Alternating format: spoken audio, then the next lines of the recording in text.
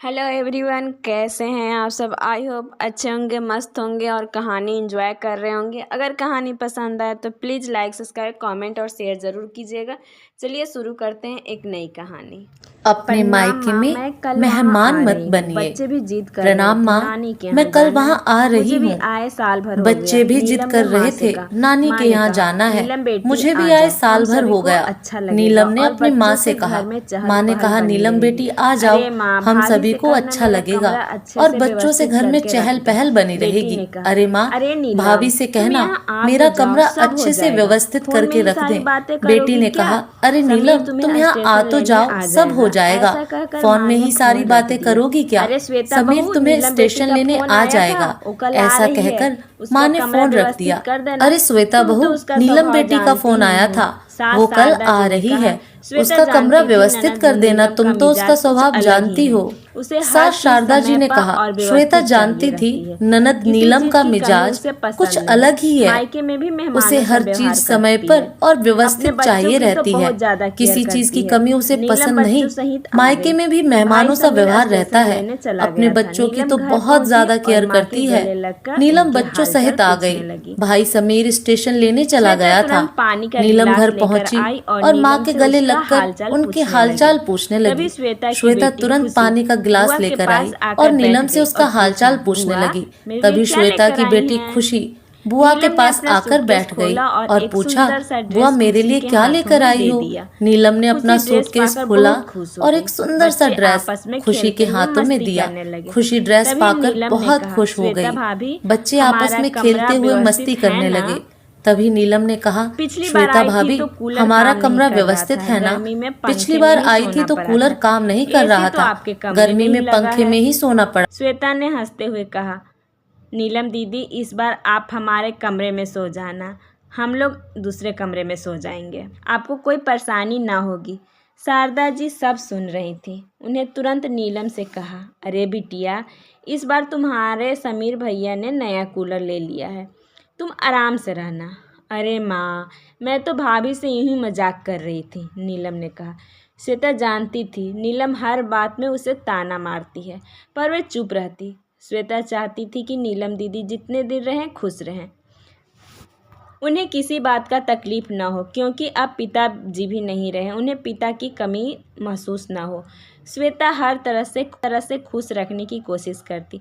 समीर बाजार जाकर काफ़ी सारा घर का किराना और बच्चों के लिए चॉकलेट मिठाइयाँ ले आए। एक दिन दोपहर के वक्त सब खाना खा रहे थे और श्वेता गर्मा गर्म पूरी तल रही थी। तब शारदा जी ने कहा, बहू तुम सबके साथ खाना खाने बैठ जाओ, मैं पूरी तल देती हूँ। श्वेता कुछ बोलती इससे पहले नीलम ने कहा, माँ तुम क्यों पूरी तलोगी, भाभी को बनाने दो, अब तुम्हारी उम्र है क्या ये सब काम करने की, सारा दिन कुछ न कुछ तो करती रहती हो। श्वेता ने सास की तरफ देखते हुए कहा, माँ जी आप खाना खा लो, मैं बाद में खा लूँगी।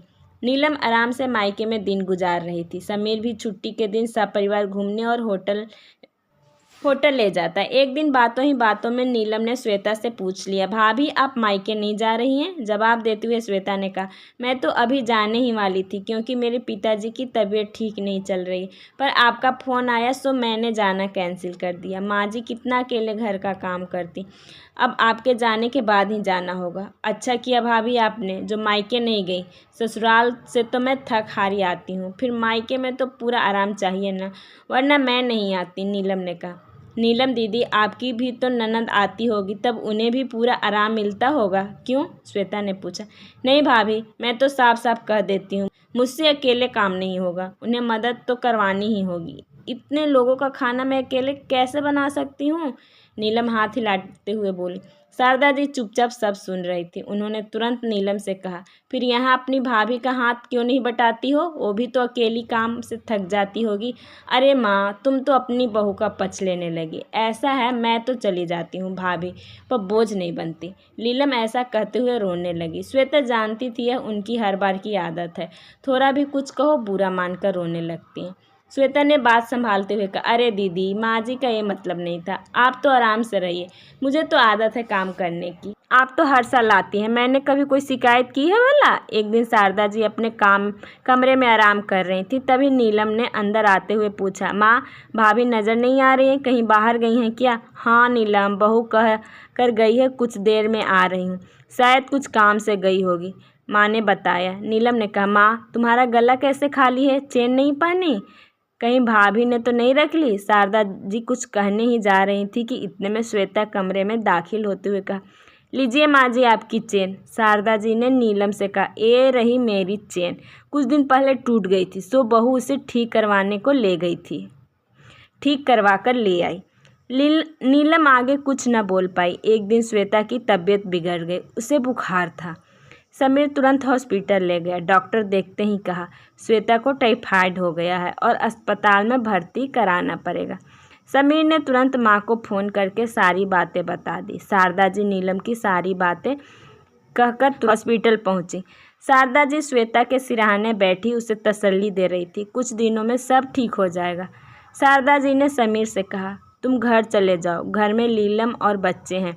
नीलम से कहना श्वेता के लिए खिचड़ी बना दे। अब घर की सारी जिम्मेदारियां नीलम पर आ चुकी थी, पर वे करती भी क्या। उसने सबके लिए खाना बनाया और भाभी के लिए खिचड़ी बनाकर समीर के हाथों हॉस्पिटल भिजवा दी। शारदा जी ने श्वेता को खाना खिलाया और घर वापस आ गई। घर आकर देखा नीलम काम कर रही थी और बच्चे भी कमरे में चुपचाप खेल रहे थे। माँ के आते ही नीलम ने पूछा, भाभी की तबीयत कैसी है?